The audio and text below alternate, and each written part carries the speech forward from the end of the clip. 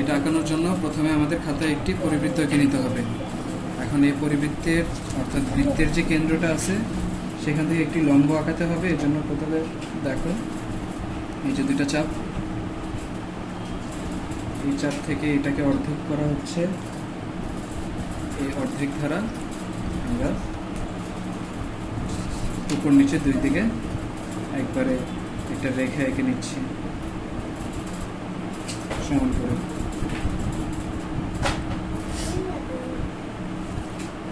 এই কেন্দ্র বরাবর আমরা সেটা এঁকে নিলাম।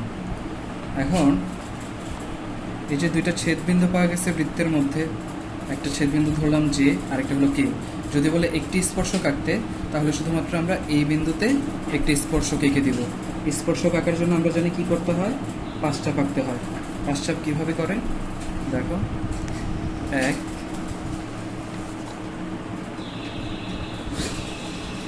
2 3 4 5।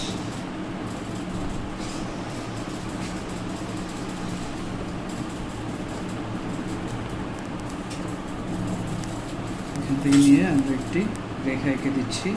এটাই হবে বৃত্তের একটি, এই উল্লেখিত পরিবৃত্তের একটি স্পর্শক। যদি দুইটি স্পর্শকের কথা বলে, তখন এই পাশের থেকেও আমাদেরকে আরও একটি পাঁচচাপ অঙ্কন করতে হবে। দেখো পাঁচচাপটি 1 2 3 4 5। এখান থেকে আমাদের আরও একটি রেখা এঁকে দিতে হবে। তাহলে সেটা হয়ে যাবে দুইটা স্পর্শক। অর্থাৎ একটা বললে শুধু একটা আঁকালেই হয়ে যাবে, আর দুইটা বললে উপর নিচে দুই দিকে দুইটা এঁকে দিতে হবে।